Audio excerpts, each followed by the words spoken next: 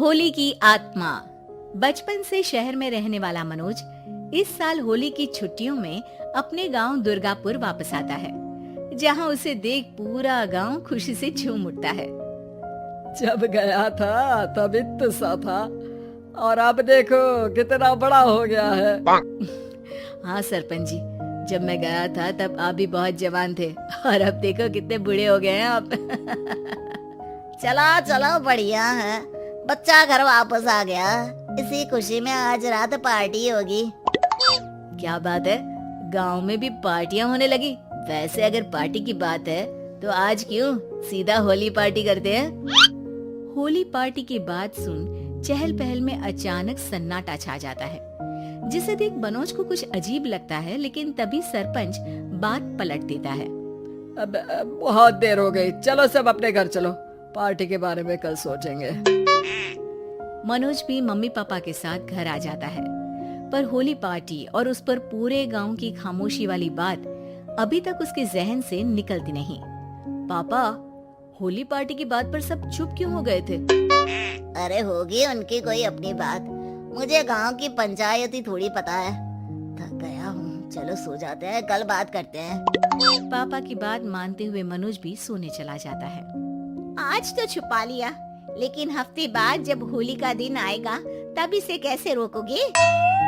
अगली सुबह सूरज के साथ ही मनोज भी गांव घूमने निकल जाता है, जिस पर रास्ते में उसे अपनी ही उम्र के कुछ लड़के भी मिलते हैं, जिनसे दोस्ती कर अब वो उनके साथ घूमने लगता है। इसी तरह कुछ दिन बीत जाते हैं और होली नजदीक आने लगती है। दोस्तों, होली में 4 दिन ही बचे हैं, पर गांव में उसकी कोई तैयारियां क्यों नहीं दिख रही? क्योंकि यहाँ होली नहीं मनाई जाती। अरे पर ऐसा क्यों? वो राजा भूषण। अरे तुम 4 दिन के लिए आए हो, क्या इतना सोच रहे हो? चलो कुछ खाने चलते हैं। इसी के साथ एक बार फिर होली की बात को टलते हुए देख मनोज को शक होने लगता है। वो घर पहुंचते ही इंटरनेट पर अपने गांव और राजा भूषण के बारे में जानकारी निकालने लगता है। क्या? मुझे आज तक ये नहीं पता था। ऐसा कैसे? किसी ने मुझे कुछ बताया क्यों नहीं?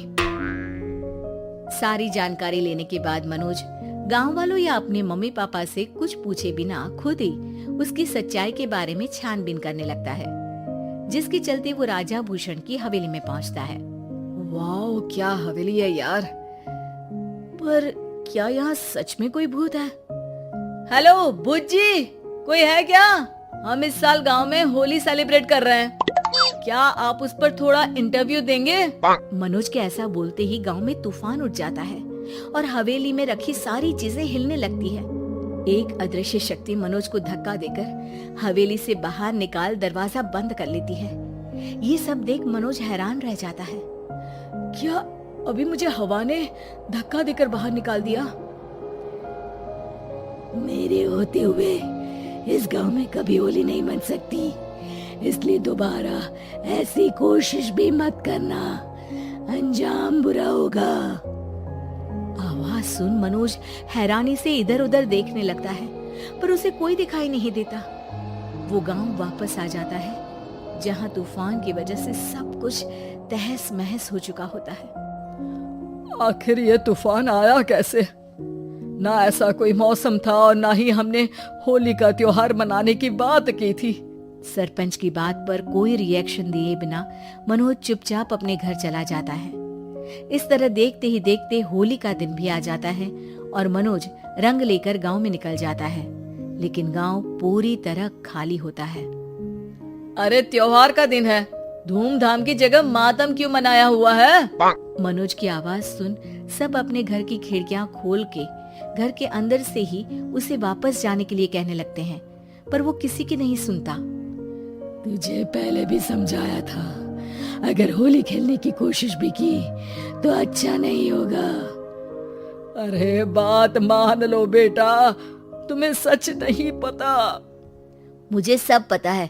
सालों पहले इस राजा ने एक अंधविश्वास फैलाया और आप लोग आज तक उसे मानते आ रहे हो। अरे बेटा, जब तुम पैदा भी नहीं हुए थे उससे भी बहुत पहले से इस गांव पर होली का श्राप है। अगर गांव में होली का त्योहार मनाया जाता है तो प्रलय आना पक्की बात होती है। राजा भूषण इस सब में नहीं मानते थे और त्योहार मनाने लगे, जिसके चलते होली वाले ही दिन पहले उनके बेटे की और फिर उनकी मृत्यु हो गई। तभी से गांव की रक्षा के लिए उनकी आत्मा उस हवेली में रह रही है। सबकी बातें सुन मनोज उलझन में पड़ जाता है। सोचना भी मत मनोज, अगर तुमने इस परंपरा को तोड़ने की कोशिश भी की तो उसका परिणाम इस गांव और गांव के लोगों के लिए अच्छा नहीं होगा। मुझे भी यकीन नहीं हो रहा कि आप लोग एक बेतुकी बात को मानकर सालों से रंगों के त्योहार को मातम की तरह मनाते आ रहे हो। मनोज किसी की कोई बात ना मानते हुए पूरे गांव में रंग बिखेर देता है, जिसके तुरंत बाद वहां तूफान के साथ बिजलियां गरजने लगती है। अचानक मौसम में ऐसा बदलाव देख जहां मनोज कंफ्यूजन में आ जाता है, वहीं गांव वाले डर से सहम जाते हैं।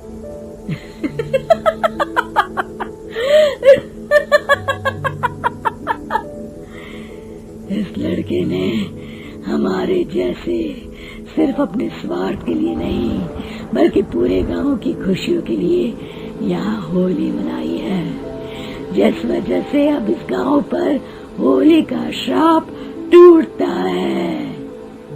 ऐसा बोलकर राजा का भूत वहां से गायब हो जाता है, जिसके बाद गांव के लोग धूमधाम से होली मनाते हैं।